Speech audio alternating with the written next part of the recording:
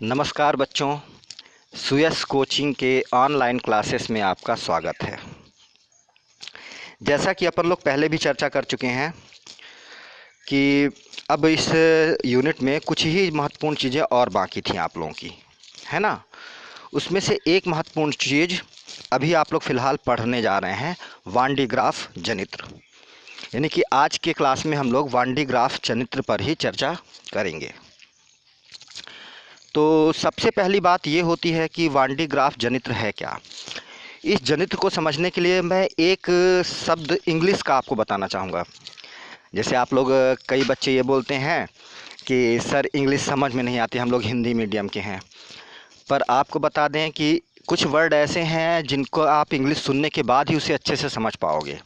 तो जैसे मैं आपको बोल रहा हूँ वान डी ग्राफ जनित्र, तो आपको लग रहा होगा कि पता नहीं क्या चीज़ है ना। बिल्कुल नई चीज़ है। पर मैं आपको इसमें जो तीसरा शब्द जुड़ा हुआ है जनित्र, उसका अंग्रेजी बता रहा हूँ। जनित्र का इंग्लिश में बोलते हैं जनरेटर। तुरंत ही आपका दिमाग ठनका होगा और थोड़ा सा आनंद आया होगा कि अरे ये जनरेटर है यार, अपने आसपास तो हम लोग रोज़ देखते हैं। कोई भी कार्यक्रम होता है तो जनरेटर हम लोग लगवाते हैं, है ना।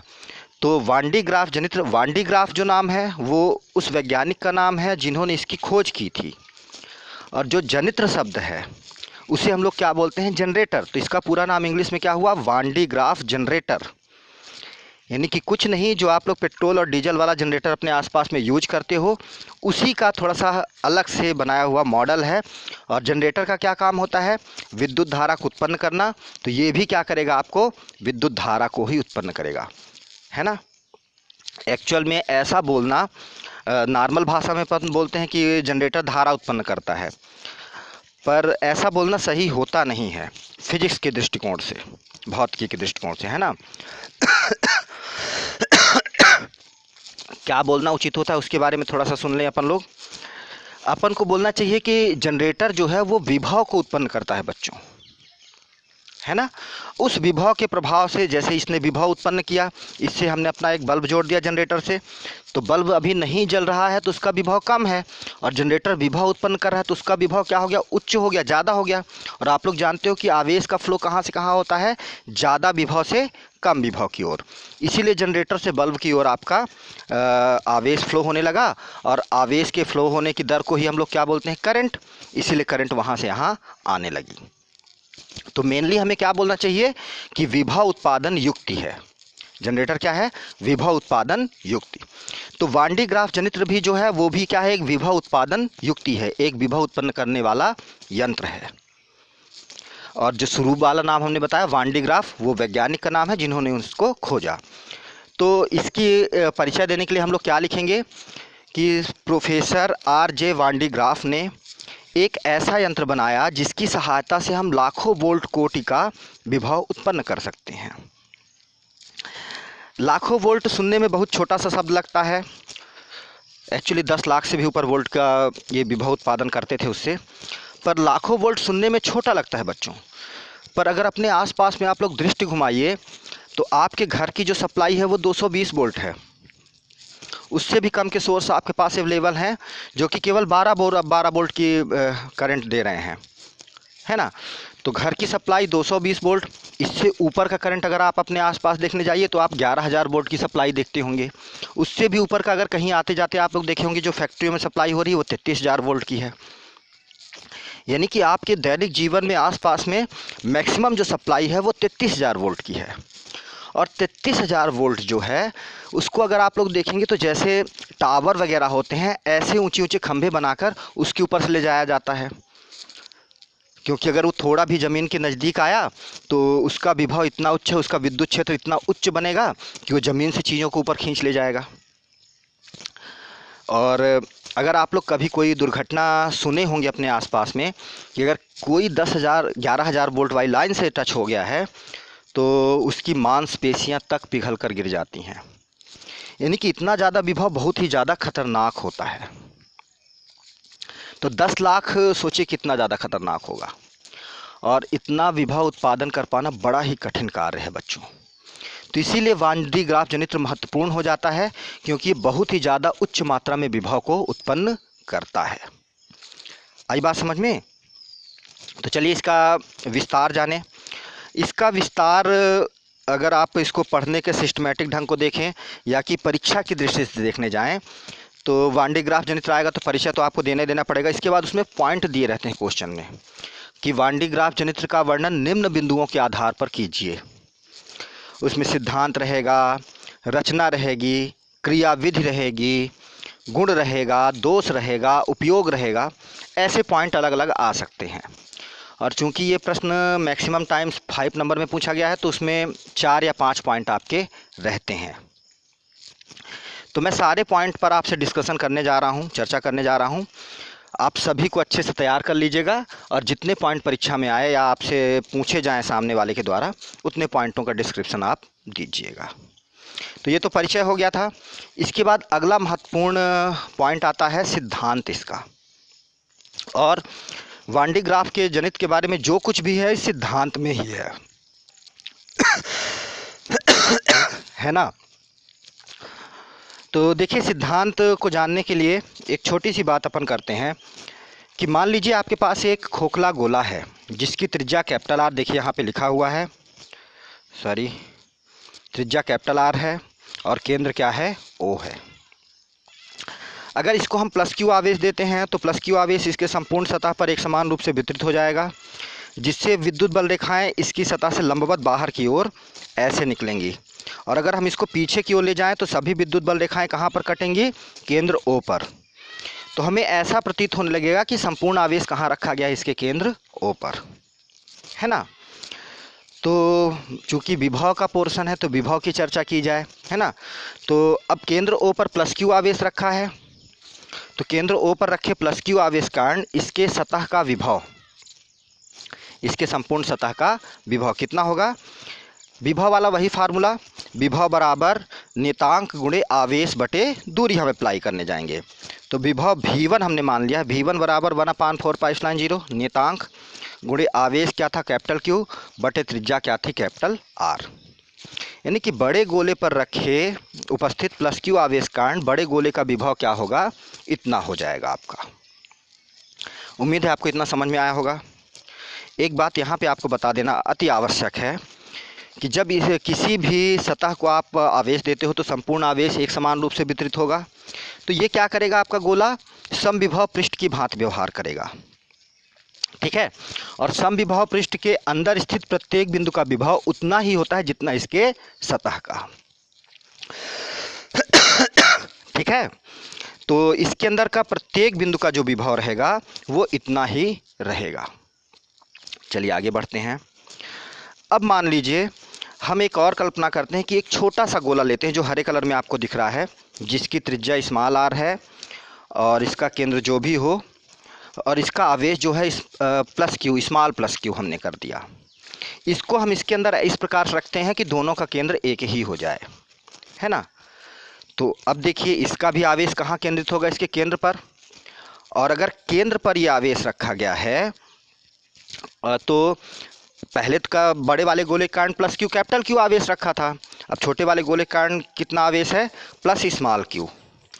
और प्लस स्मॉल क्यू आवेश जब केंद्र पर है तो इसके कारण भी बड़े वाले गोले के सतह पर विभव उत्पन्न होगा कि नहीं होगा।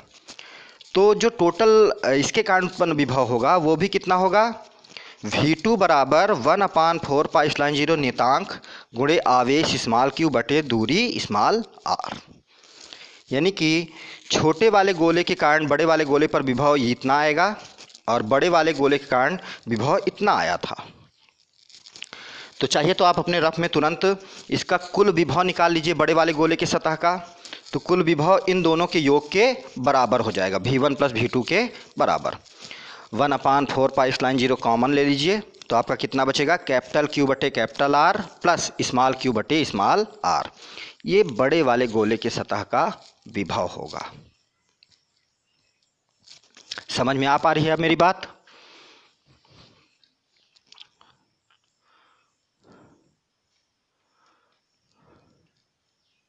ठीक है, आपको मैं इसलिए करवा दिया हूं कि आपको ये चीजें अच्छे से स्पष्ट होती रहे बच्चों, ठीक है।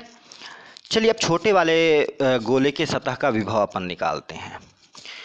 छोटे वाले गोले के सतह का विभव, आप यहाँ से आइए, हमने बताया था कि यही विभव इसके अंदर प्रत्येक बिंदु का होगा और छोटे वाले गोले का सतह इसके अंदर ही उपस्थित है।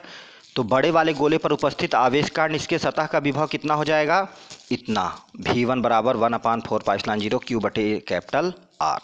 समझ में आई बात? अच्छा, छोटे वाले गोले पर स्मॉल प्लस Q आवेश है, तो ये भी कहाँ केंद्र पर होगा, तो इसके कारण जो इसके सतह का विभव होगा V2 बराबर 1/4πε0 Q बटे स्मॉल r, ये वाला हो जाएगा। तो छोटे वाले गोले के सतह का कुल विभव जो होगा इन दोनों विभवों के योग के बराबर हो जाएगा। तो 1/4πε0 दोनों से कॉमन ले लिया हमने, तो अंदर क्या बचेगा, Q बटे कैपिटल R प्लस Q बटे स्मॉल r। उम्मीद है आपको ये बात समझ में आ गई होगी अच्छे से, है ना। अब चलिए, जैसे हमने अभी आपको बताया था कि बड़े वाले गोले के सतह का विभव हम निकाल सकते थे, तो उसे हम थोड़ा अलग मेथड से निकालें तो ज़्यादा आसान पड़ेगा। आप देखिए, बड़े वाले गोले के कारण केंद्र पर कितना आवेश था, प्लस Q, कैपिटल Q, और छोटे वाले गोले के कारण केंद्र पर कितना आवेश था, प्लस स्मॉल q। तो टोटल बड़े वाले गोले के केंद्र पर कितना चार्ज आ रहा है, capital Q plus small q।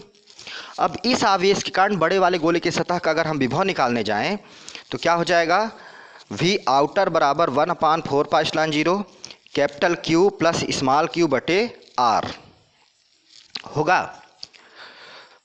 पहले वाले कॉन्सेप्ट से भी हम आगे सॉल्व करके ऐसा कर सकते थे, लेकिन उससे आपको ज़्यादा समझ में नहीं आता, इसलिए हमने ऐसा कर दिया है। तो आप डायरेक्टली निकालिए, अंदर वाले गोले की सतह का विभव अलग अलग V1 और V2 निकाल लीजिए और जोड़ लीजिए,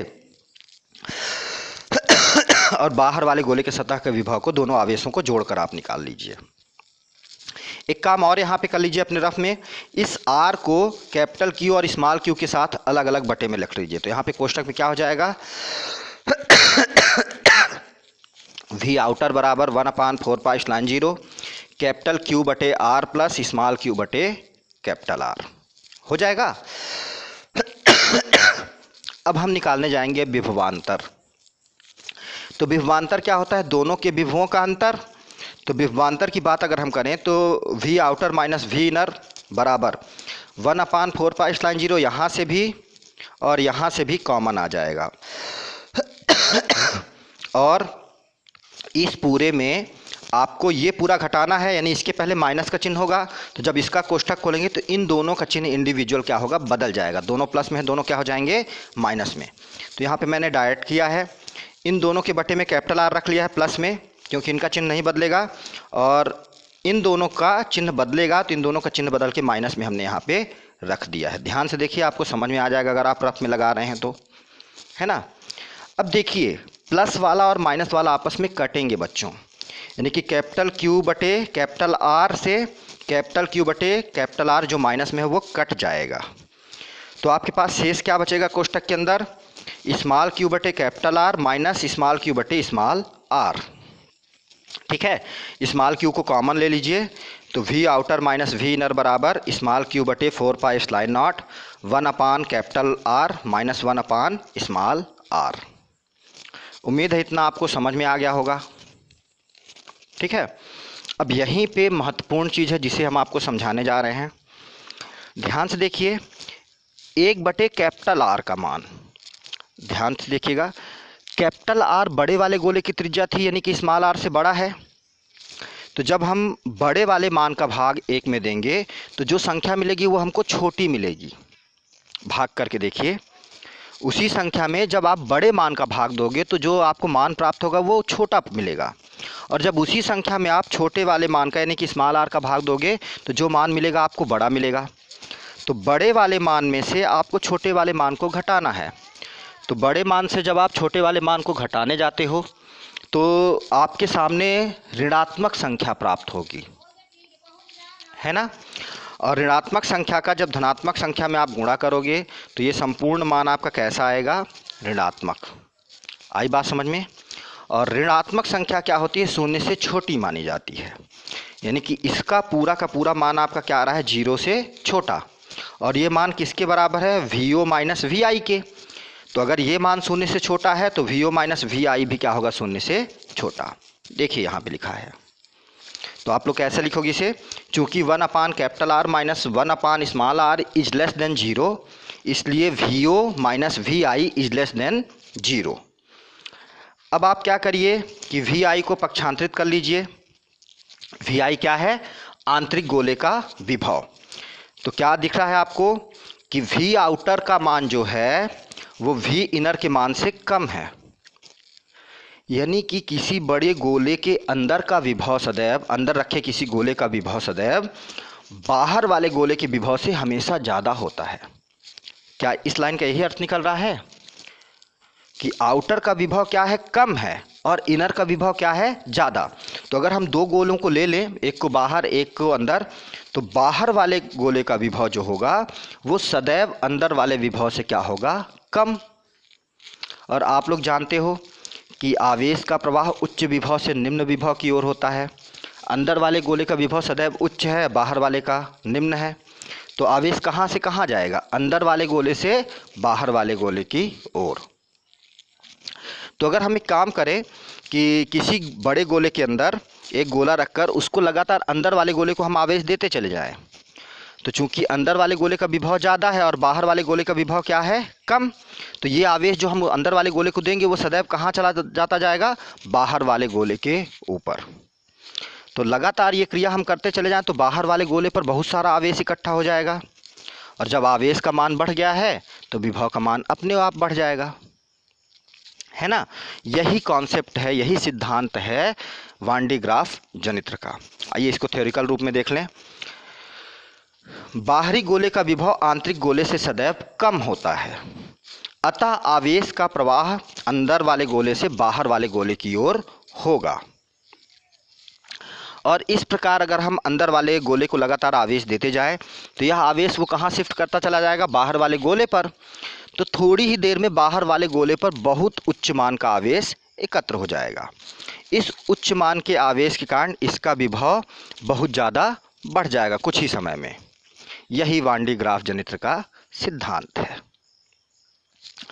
उम्मीद है आपको सिद्धांत समझ में आ गया होगा।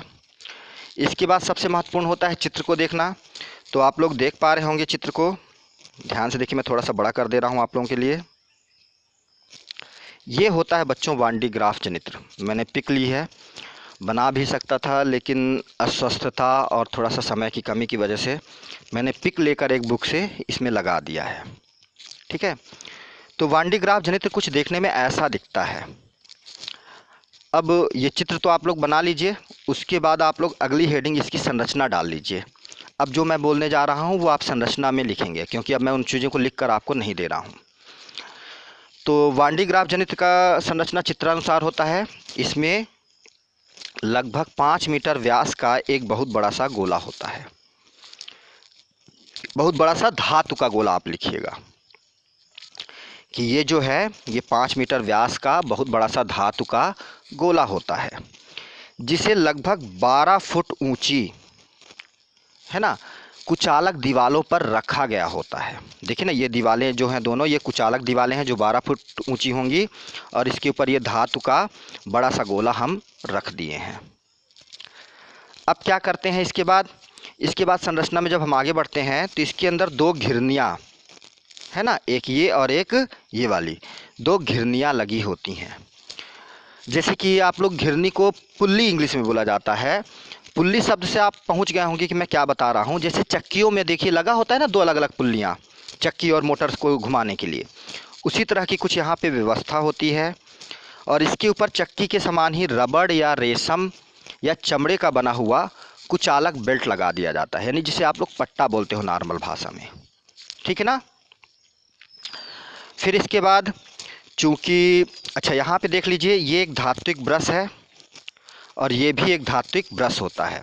तो यहाँ वाला ब्रश किससे जुड़ा होगा, आपके इस गोले से, और ये वाला ब्रश जो होगा एक हाई टेंशन बैटरी, यहाँ पे अपन एक HT बैटरी जोड़ लेंगे ऐसा, इसके एक सिरे को पृथ्वीकृत कर देंगे ऐसे ऐसे ऐसे, है ना, और दूसरे सिरे को इस धात्विक घिरनी से हम जोड़ देंगे।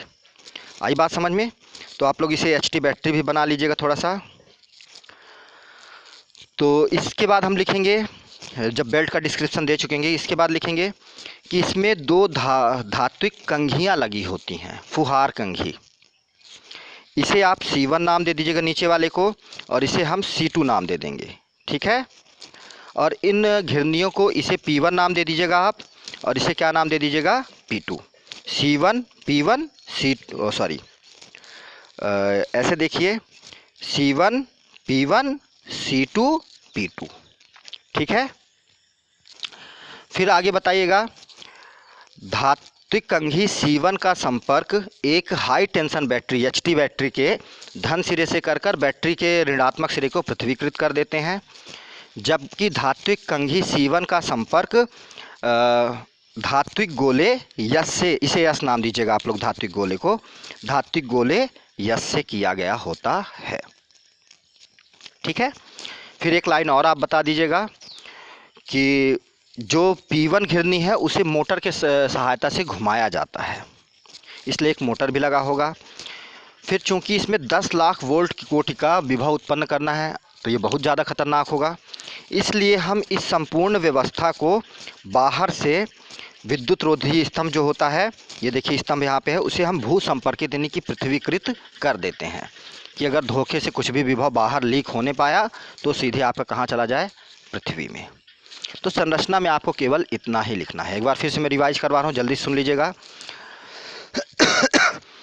कि वांडी ग्राफ जनित्र में एक 5 मीटर व्यास का लगभग धात्विक गोला यश होता है, जिसे 2 कुचालक दीवालों के ऊपर, जिनकी ऊंचाई लगभग 12 फीट होती है, उसके ऊपर रखा गया होता है। इसके अंदर 2 धात्विक घिरनियाँ P1 तथा P2 लगी होती हैं, जिसके ऊपर कुचालक पदार्थ जैसे रबड़, रेशम या चमड़े का बना हुआ बेल्ट लगा होता है ना। पुल्ली यानी कि घिरनी P1 के समीप एक धात्विक कंघी C1 लगी होती है, जबकि पुल्ली P2 के समीप एक धात्विक फुहार कंघी C2 लगी होती है। इसे C1 नाम दीजिएगा और इसे C2 बताइएगा, ठीक है। आगे बढ़ते हैं। कंघी C1 को एक HT बैटरी के धन सिरे से जोड़कर HT बैटरी के ऋण सिरे को पृथ्वीकृत कर दिया जाता है, जबकि कंघी C2 को धात्विक गोले यश से जोड़ दिया जाता है, ठीक है। फिर इस संपूर्ण व्यवस्था में चूंकि उच्च विभव उत्पन्न होगा, तो इससे किसी को नुकसान ना होने पाए, इसके लिए इस व्यवस्था के बाहरी सतह को भू संपर्कित यानी कि पृथ्वीकृत कर दिया जाता है। संरचना में आप केवल इतना ही लिखिए। इसके पश्चात बच्चों अगला हेडिंग आपका होगा इसकी क्रियाविधि। तो आइए क्रियाविधि को समझते हैं। देखिए, जो HT बैटरी के धन सिरे से आप कंघी को जोड़े थे, तो HT बैटरी के धन सिरे से धनावेश निकल कर कहाँ जाएगा, कंघी C1 के सिरों पर जाता है। और कंघी C1 के सिरे जो नुकीले हैं, तो आपको मैं आगे भी बताऊंगा किसी दिन कि नुकीले भागों पर क्या होता है, आवेश घनत्व तो बढ़ जाता है। रुक जाइए, यहाँ पे मैं आपको समझा ही दूँ फिर आगे करवाऊँ। मान लो हम इस एक प्लेट को पूरा धनावेश देते हैं, तो ये धनावेश इसके संपूर्ण सतह पर एक समान रूप से वितरित हो जाएगा। इसीलिए प्रत्येक भाग का जो आवेश घनत्व होगा एक समान बना रहेगा, क्योंकि आवेश घनत्व तो सिग्मा बराबर क्या होता था, Q/A। याद आ रहा होगा आपको। अब अगर मान लीजिए इसके सिरे को ऐसे हम कट लगा के इस तरह से कट लगा देते हैं और इसको नुकीला बना देते हैं बेटा, तो इतने भाग में उपस्थित आवेश तो उतना ही होगा जितना इसके पहले वाले इतने भाग में उपस्थित था। पर अब इसका हम कट लगाने के बाद इसका एरिया घट गया है, तो Q/A के अनुसार अगर एरिया आप घटाते हो तो सिग्मा का मान अपने ऊपर अपने आप क्या होगा, हर का मान आपने घटाया तो अंश का मान, इधर का मान क्या होगा, बढ़ जाएगा। तो इसका आवेश घनत्व तो बढ़ गया ना। समझ में आ पा रही होगी आपको बात कि पहले जो आवेश घनत्व था वो क्या था, Q/A था, पर हमने इसको कट लगा के A का मान, इसका एरिया क्या कर दिया, घटा दिया है, कम कर दिया है। तो एरिया घटा तो सिग्मा का मान अपने आप इसका आवेश घनत्व तो क्या हो गया, बढ़ गया। तो इसीलिए जो भी कंघी आपकी यहाँ पे C1 लगी हुई है, उसका भाग जब सामने का भाग नुकीला है तो नुकीले भागों पर आवेश घनत्व अपने आप क्या होगा, बढ़ जाएगा। एक यहाँ पे व्यवहारिक चीज़ भी आपको बता दूं, आपको ध्यान होगा तड़ित चालक लगाए जाते हैं उच्च बिल्डिंगों पर, और उसके ऊपरी सिरे को नुकीला बनाकर उसे पृथ्वी से जोड़ दिया जाता है, और पृथ्वी का विभव सदैव शून्य होता है। तो सोचिए, जब आकाशीय बादल का विभव बढ़ेगा घर्षण के कारण, तो भाई बादल में बिजली कैसे उत्पन्न होती है? जब बादल तेज़ी से गति करते हैं तो हवा से उनमें घर्षण होता है, और घर्षण के कारण उसका आवेश बढ़ जाता है, और आवेश बढ़ने के कारण उसका विभव भी क्या होता है? बढ़ जाता है। तो जब उसका विभव बढ़ा और पृथ्वी का विभव क्या है? जीरो है, तो पृथ्वी उसे अपनी ओर आकर्षित करती है। तो जब हम एक ऊंची बिल्डिंगों पर तड़ित चालक जिसे आप लोग बोलते हो, उसे रॉड को लगाकर उसका भाग नुकीला बना देंगे, तो उस नुकीले भाग पर पृथ्वी का शून्य विभव का आवेश घनत्व तो क्या होगा? बढ़ जाएगा, और ये उच्च आवेश घनत्व उसे पहले अपनी ओर आकर्षित कर लेगा। तो आसपास बिजली नहीं गिरेगी, सीधे किस में चली जाएगी? आपके तड़ित चालक पर। ये नुकीले भाग के कारण होता है। तो वही नुकीला भाग यहाँ पर है, तो उसके नुकीले भाग में C1 के पास क्या होगा? आवेश घनत्व का मान बढ़ जाएगा, जिससे आसपास की जो हवा है वो इस नुकीले भाग से क्या करेगी? आवेश को ग्रहण करेगी। और जैसे मान लीजिए एक कण आवेश को ग्रहण किया है ना, तो इस पर कैसा आवेश आएगा? धनावेश।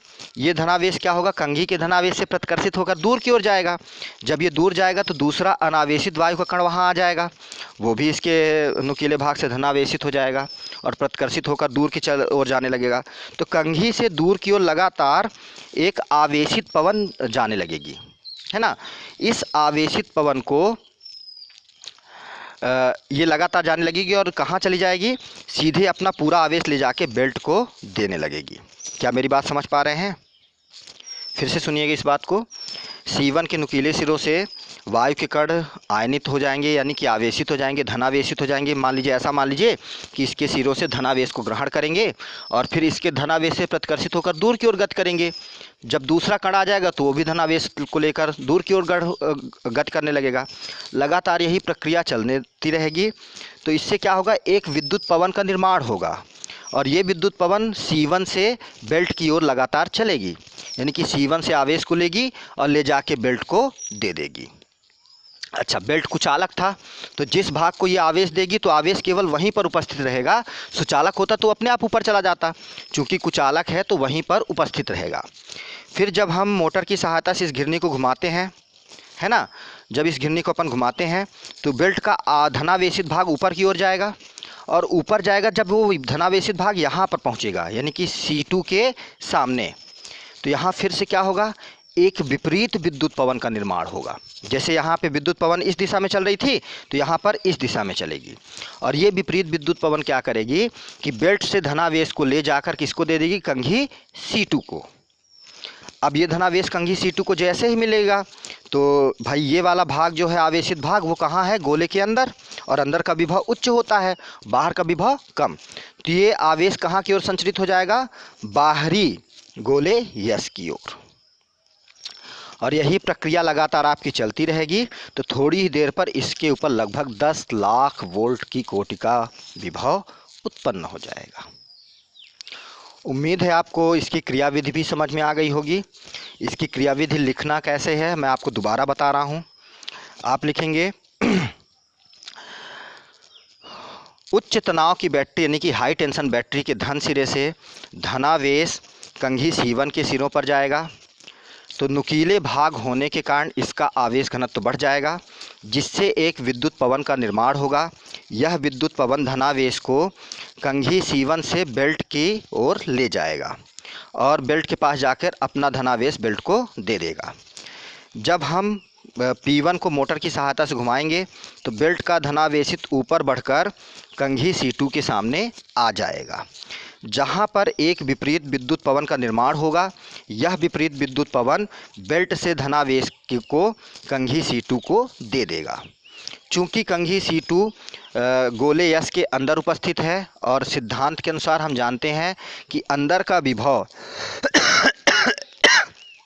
सदैव उच्च होता है और बाहर का विभव कम, इसीलिए आवेश का प्रवाह अंदर से बाहर की ओर होगा, जिससे आवेश C2 से चलकर गोले यस पर इकट्ठा हो जाएगा। यही प्रक्रिया लगातार चलती रहेगी, जिससे थोड़ी ही देर में गोले यस का विभव 10 लाख वोल्ट की कोटि का हो जाएगा। बस आपको क्रियाविधि में इतना ही लिखना है, ठीक है। तो इसकी क्रियाविधि भी आपको समझ में आ गई होगी। तो महत्वपूर्ण चीज़ें इतनी ही हैं। क्रियाविधि के बाद एक पॉइंट आपको बता देते हैं कि इसमें लगभग 3 × 10⁸ वोल्ट की कोटि का विभव उत्पन्न किया जा सकता है। ठीक है, तो क्रियाविधि में आप इतना ही लिखिए। इसके बाद दो छोटे छोटे पॉइंट अक्सर आ जाते हैं। पहला पॉइंट आपका क्या रहता है, इसका उपयोग कहाँ हो सकता है। दो दो पॉइंट लिखने होते हैं, तो मैं आपको यहाँ पे समझा दूँ। आप खुद से अपने आसपास देखिए कि 10 लाख वोल्ट इतना ज़्यादा विभव का ज़रूरत कहाँ होगी भाई। जहाँ नाभिक की ऊर्जा बहुत, नाभिकीय बल कांड बहुत ज़्यादा होती है, तो नाभिक के अंदर अगर हमें किसी चीज़ को प्रवेश करवाना हो या किसी चीज़ को बाहर निकालना हो तो वहाँ इतने उच्च विभव का उपयोग होता है। तो पहला तो उपयोग आप ये लिख दोगे, नाभिकीय क्रियाओं को संपन्न करने के लिए, ठीक ना। अच्छा, ये नाभिकीय क्रिया कहीं भी हो सकती है, तो ये पहला उपयोग आपका हो गया। दूसरा उपयोग आप इसका क्या लिख दीजिए कि नाभिकीय क्रियाएं कहाँ करोगे आप। जैसे क्रिकेट का मैदान है, यहाँ तो आप करोगे नहीं, कहाँ करोगे, प्रयोगशालाओं में। तो अगला उपयोग आप लिख दीजिए नाभिकीय प्रयोगशालाओं में। और भी एक उपयोग आप लिख सकते हैं यहाँ पे कि उच्च विभव को उत्पन्न करने में। एक और भी उपयोग आप यहाँ पे लिखिए। मैं आगे जब चुंबकत्व तो आपको पढ़ा रहा हूँ तो एक यंत्र बताऊँगा आपको, साइक्लोट्रॉन। साइक्लोट्रॉन का मुख्य उपयोग क्या होता है, किसी भी इलेक्ट्रॉन, प्रोटॉन या आवेशित कण, अल्फा कण वगैरह को उच्च विभव के साथ त्वरित करने के लिए। तो उसमें बहुत उच्च विभव की हमें आवश्यकता होती है, तो वहाँ पे भी उच्च विभव उत्पन्न करने के लिए हम वान डी ग्राफ जनित्र का उपयोग कर सकते हैं। ठीक है, अब इसके दोष लिखने की जब आवश्यकता होगी, इसकी कमियां लिखने की आवश्यकता अगर पॉइंट में आ जाता है तो आप क्या लिखोगे। सबसे पहली कमी भैया, इसका जो ऊपरी गोला है 5 मीटर व्यास का है और जो इसकी दीवार है वो 12 फीट की है। आप कल्पना करिए कि जो आपके घर में जनरेटर उपयोग में आता है तो वो कितना बड़ा होता है। एक ट्रैक्टर की ट्राली पर अपन ले जा सकते हैं, देखे होंगे आप लोग। अब सोचिए इसका साइज जब हम देखते हैं तो इतना बड़ा हो जाता है, तो इसको हम कैसे ले जा पाएंगे। तो पहला इसका दोष यह है कि बड़ा आकार होने के कारण इसका परिवहन संभव नहीं है। और दूसरा उपयोग आप लोगों को हम पहले ही बता चुके हैं, दूसरा इसका दोष कि ये चूंकि उच्च विभव उत्पन्न करता है, बहुत उच्च विभव, इसलिए ये बहुत ही ज़्यादा खतरनाक है। तो इतना हो जाने के बाद आपका वान डी ग्राफ जनित्र वाला पोर्शन समाप्त होता है। ठीक है, अच्छे से इसे लिखकर तुरंत ही इसकी थ्योरी, चूंकि हम मौखिक बोले तो आप लोग लिखकर इसका पिक लेकर हमें ग्रुप में भेजिए। आज के लिए इतना ही, धन्यवाद।